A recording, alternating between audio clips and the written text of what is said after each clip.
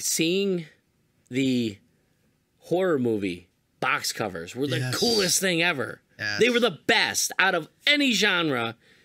Like the Halloween movies, I'm just talking Halloween horror. Yeah. They had the best ones ever. And I always it's loved crazy. Fright Night's cover. Yeah. Loved it. Fright Nights. Loved it. Sleepaway Camp. Jason movies always had cool ones. Yeah. Halloween, of course. But there's all those other B movies that, you know, you see like Ghoulies and it was just cool. It was just awesome to see that stuff. I remember seeing The Dentist. Remember The Dentist? How creepy that was? Yeah. Yeah, the person like smiling, they got nails for... Ugh, it was nasty. But it was always a thing. You know, it was the... I'm going to keep saying this word. People are going to get sick of it. The experience. Like, okay, we got this. Video games. Like, same thing. Going to rent games and like setting time aside. Like, we're going home and playing this, or we're going home and watching this.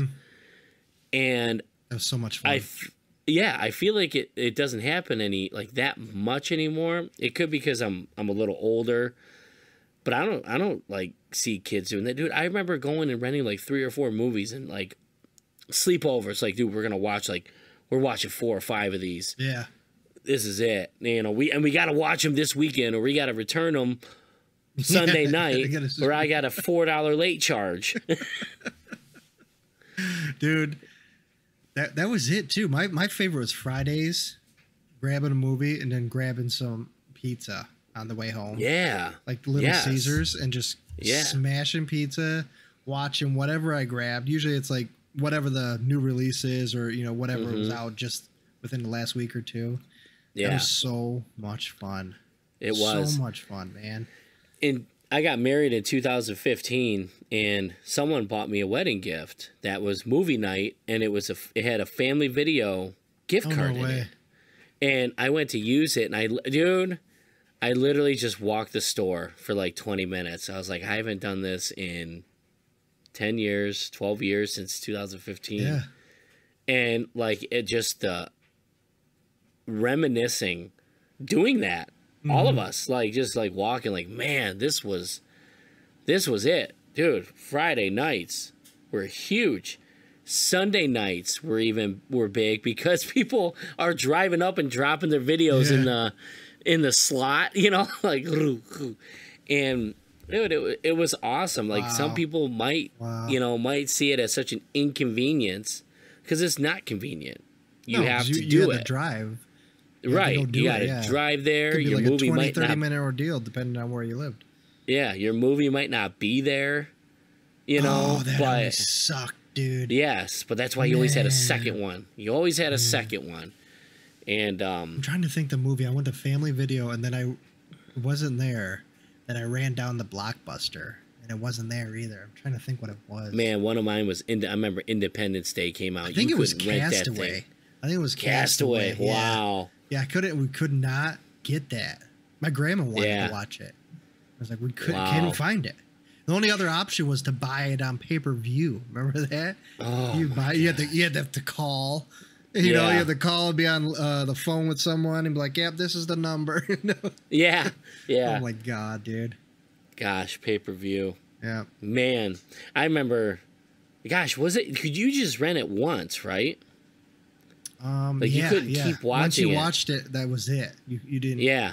It was over. You had to watch that. Yeah. Couldn't pause it. No, nothing. Couldn't do that or anything. Yeah, I remember my dad let me do that with Scream. He's like, "You want to rent Scream?" I was like, "Oh, sure." We'll touch on that on the next episode, next Halloween episodes.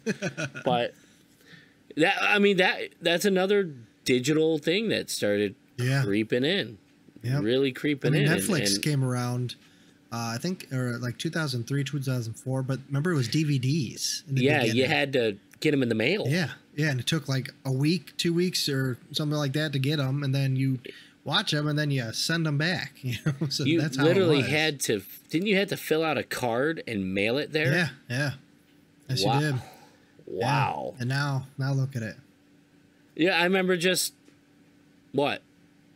13 years ago. It was still half and half. Mm-hmm. Like, oh, it's not on streaming. We'll have to get the physical copy. So yeah, let's go order the physical copy. For the longest time, I'd say up to probably maybe 4 years ago, I was renting stuff out of Redbox.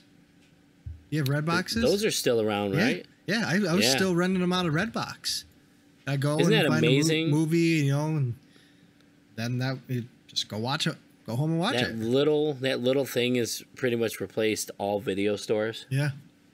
Yeah. Crazy, huh? Yeah. It's wild.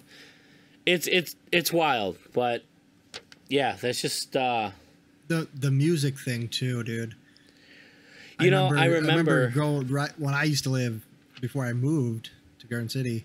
I used to ride my bike up to Wonderland Mall, and there used to be a Harmony House in there, and we used to sit in there and just put on the headphones, and we all get on headphones. Yes. You're like, yes, yeah. You got to punch in what CD it was, that was on display. But that was so fun, so much fun, dude. So much fun. I remember my dad. You go into those, the headphones, putting them on and press the button. Dude, he's like jamming. I'm like, who's that? He's like, new band called Matchbox 20. I really like this song. And I'm like, oh. Like, that's how we discovered Matchbox 20. Oh, my gosh. Yeah. And gosh. That was also FYE, too. When they were all big CD store, big music store, really. And they were always so expensive, though. They were so expensive. Like $3 more than everywhere else. Yeah. But still, that was expensive, I remember going to buy, this was 2007, my Slipknot Iowa album got all scratched up, so I had to go to rebuy it. So I went there. I couldn't find this thing. Found it at FYE, walked up to the counter, and it didn't have a price tag on it. She rang it up, $28. Whoa. I walked away. I was like, no, I'm not paying that. Holy shit. I walked away, and I went to Rock of Ages. Drove all the way down to Rock of Ages and found it there. Rock of Ages. Yeah, our old stomping grounds. Man.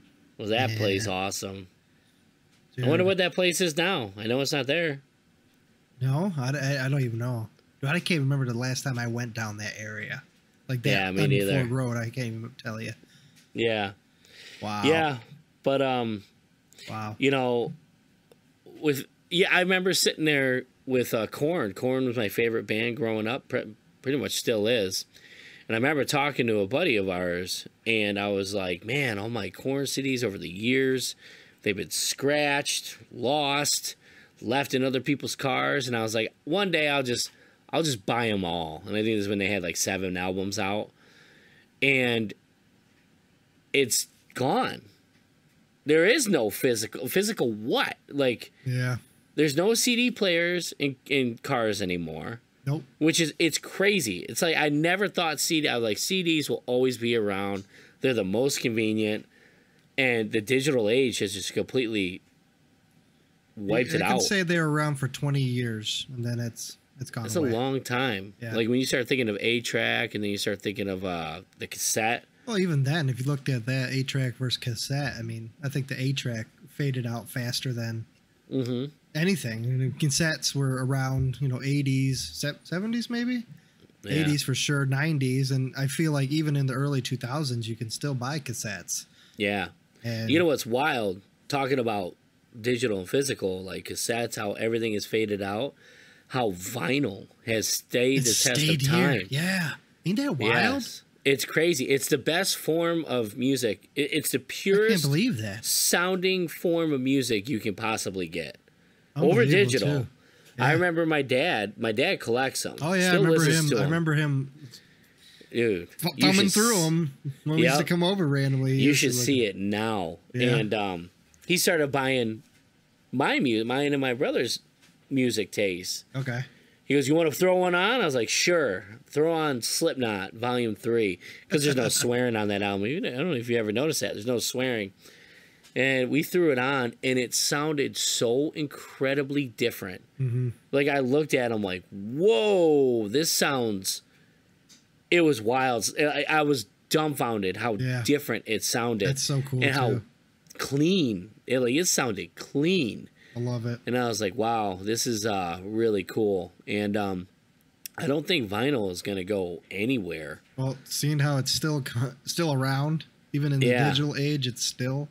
Yeah, I think it's okay. And that's what's happening with the vinyls. Some of them have the digital copy to where they give you the code and you can download it on whatever. And there's something about having that. And when you and I were talking about it, now that we're much older, the space, where do you eventually put all this stuff? Yeah. My dad literally has a wall of albums, like a wall. And I don't know if you remember at our old house, we literally had a wall of cassette tapes, and then we had DVDs, a few racks of those, and it's so crazy. But I had it. You know what I mean? It was mine. It was physical. Yeah. I don't have to go visit something and put in a password and pay for it every month. Yeah.